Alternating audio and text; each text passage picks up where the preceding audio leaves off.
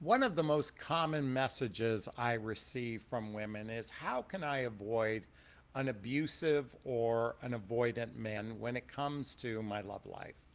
And I suspect this is a common theme. I receive messages like this frequently. So let's dive into this conversation today because I can only imagine how frustrating it is for so many people in the dating, mating, or relating realm to find themselves in a relationship with someone who isn't aligned with their values, who isn't aligned with their vision, whose lifestyle isn't compatible with them, but more importantly, their emotional maturity is rather stunted, unavailable, or even constipated. Now, while men typically get a bad rap in this area, because men tend to be more emotionally less expressive than women.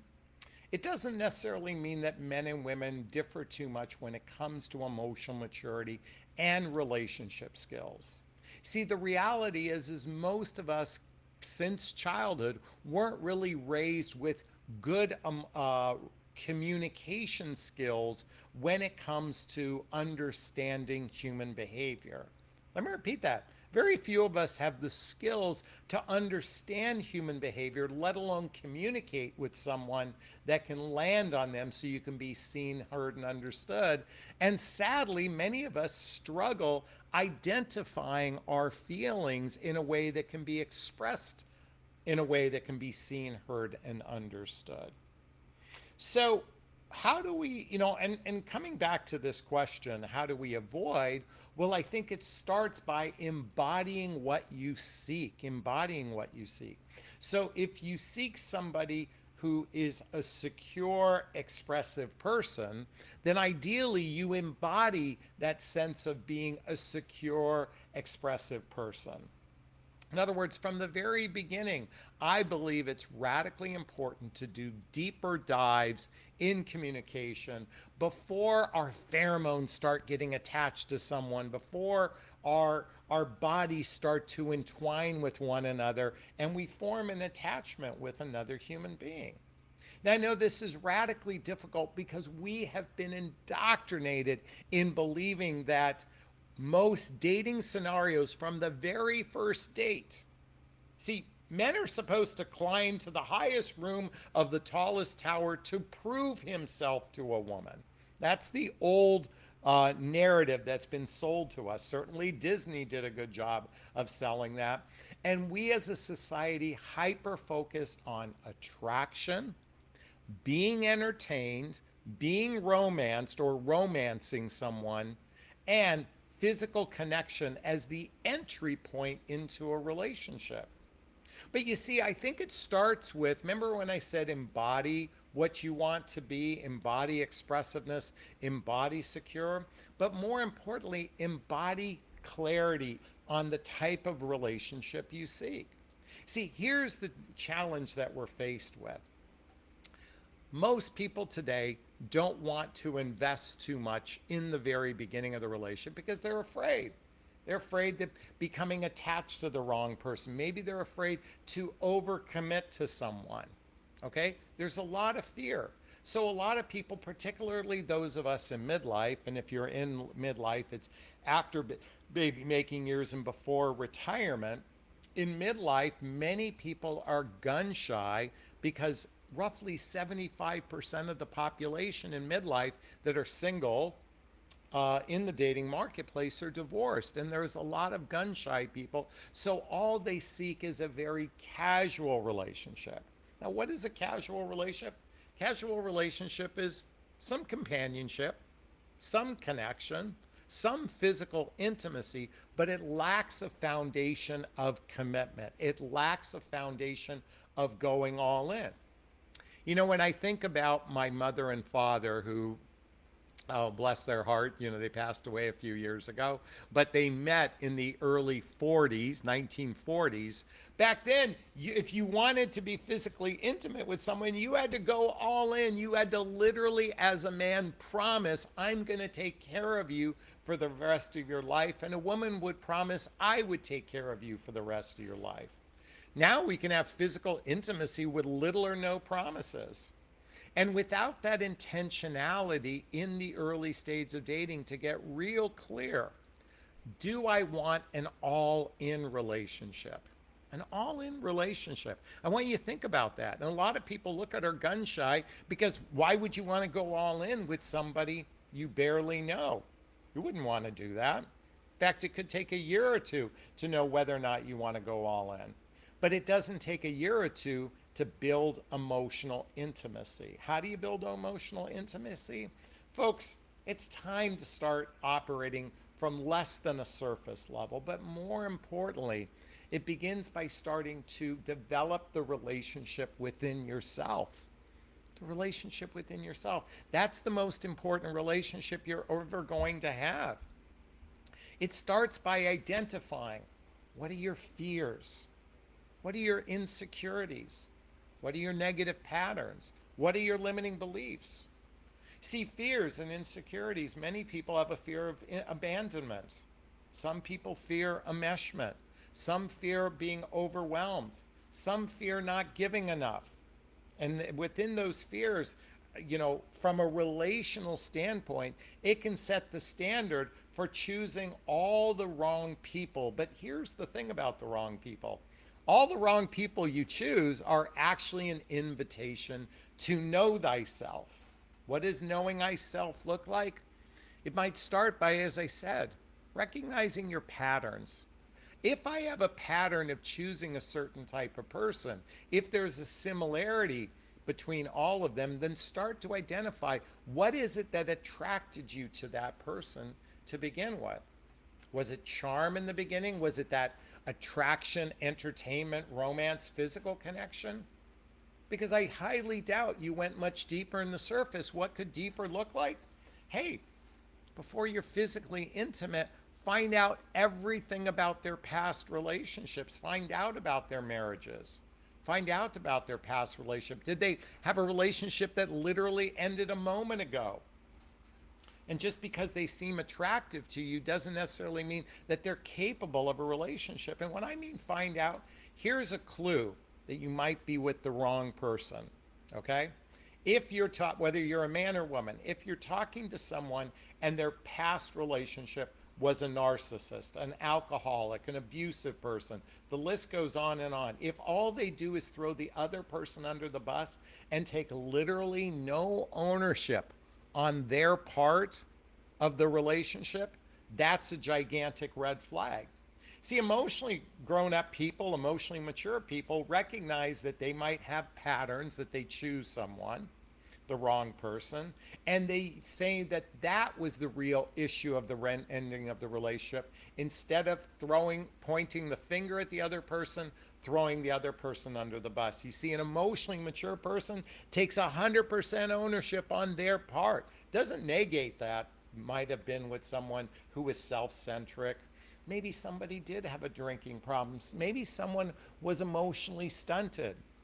Maybe they were hurting. You see, if you come from it from a place of love, in other words, expressing the ending, that's a great clue that somebody is emotionally available. You might be watching this right now and going, Jonathan, you got to be kidding me. It's always been the other person's fault. I'm not to blame. I'm emotionally healthy. See, emotionally healthy person never blames the other person for the ending of the relationship. They take 100% ownership on their part. That's a great clue to start to go deeper. And you can even go deeper into asking about the past relationships. And why do you need to talk about past relationships? Because guess what? Let's say you're 40, you're 50, maybe even 60-year-olds today. Let's take you at 50 years old if you're watching right now. And you meet someone for the first time and they're also 50 years old. Imagine they had a 50-year life before the day you met them. That's a big part of their story. If you want to understand someone, then it requires going down the nooks and crannies of their past to get a sense of who they are going forward. You can't open a book and start from the middle and know the storyline. We have to get a sense of their story. And within their story, there are clues to whether or not they're emotionally available. There's clues to whether or not they might have been abusive. There's all kinds of clues within that if you listen. But if you're hyper focused on attraction, wanting to be entertained, needing romance to move forward in that physical connection, you most likely will be going down a path with somebody that you're rolling the dice of whether or not they're emotionally mature enough to be in a relationship. See, starting with deeper questions from the very get-go before you're physically intimate is actually how you build a friendship with someone. By doing social activities, hobbies, mutual interests, spending time with family and friends. See, we as humans here in the United States spend very little time building a core friendship. Do I like this person? Do we share the same values? And I don't mean the value of trust and integrity and honesty. Everybody wants that. We all kind of subscribe to that. But what are your core values? I know in my own personal life, I seek to partner who was connected to the divine, that had a high connection to something higher than themselves. That was radically important to me because it's a foundational piece in my life. If someone didn't share that, we'd be missing out on such a big part of my life. It's not trivial. And also I sought someone who was growth oriented and introspective, that actually looks inward to determine what their fears are, their insecurities, their negative patterns, their limiting beliefs, their judgments of others, and how our actions can affect other people. Also, knowing our weaknesses outside of a relationship. Many of you follow me know I share with you publicly. I can be a little bit of a spastic basket case when I'm traveling to a country that's foreign to me. I'm aware of it. I own it proudly, not that I want to let it take me over, but I'm aware of it. I know my weaknesses. I'm not the best at planning things.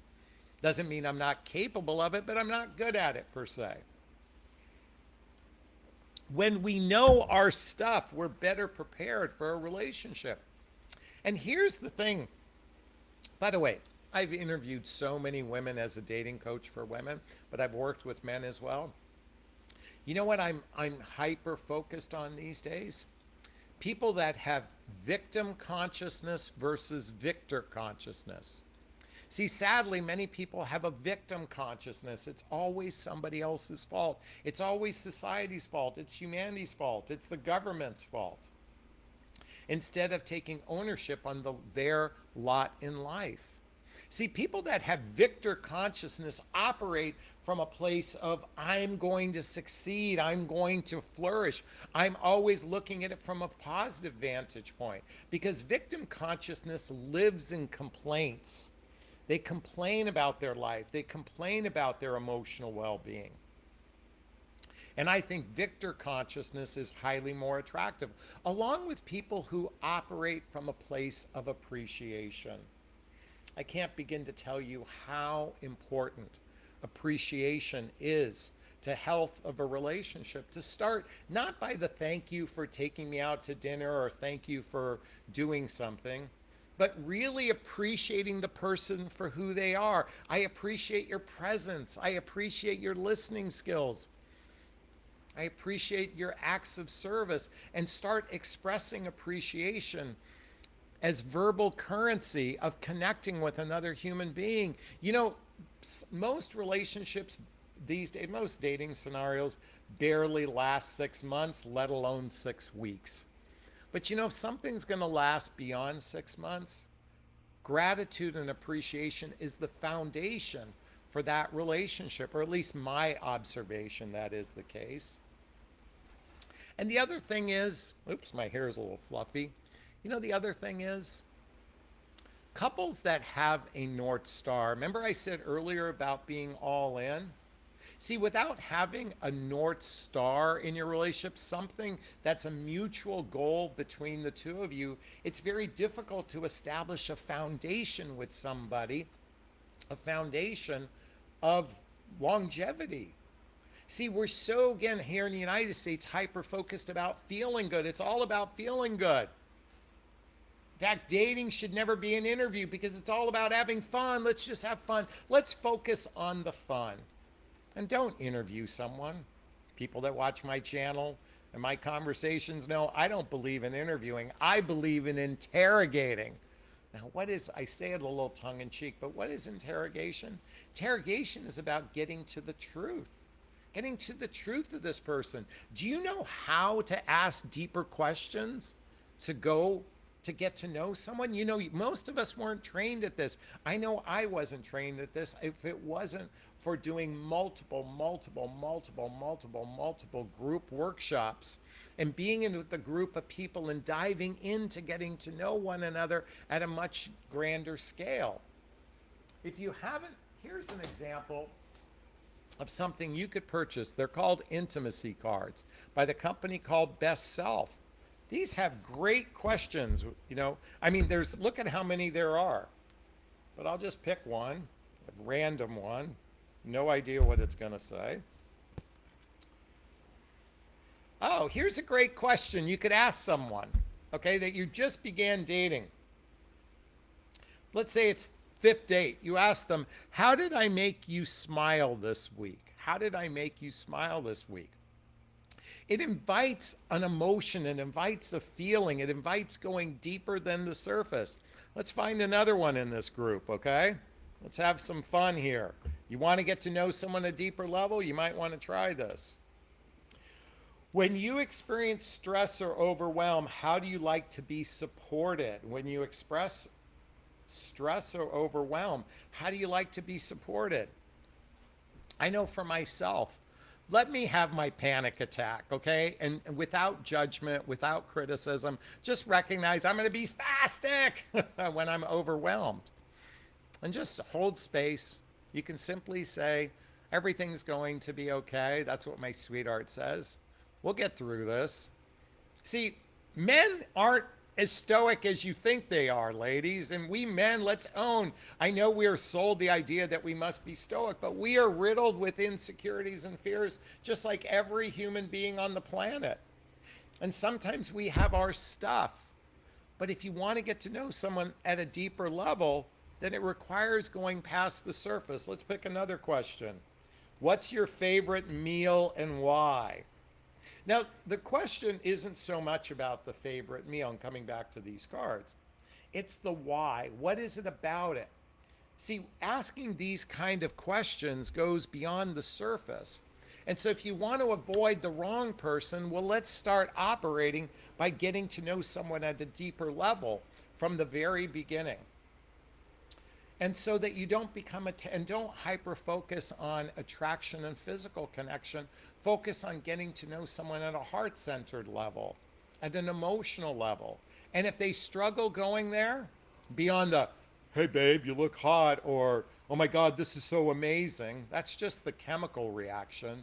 If you want to go down, get beyond the surface, then start by getting to know who they were before you met them, who they are today, and who do they want to be going forward? Who were they before you met them?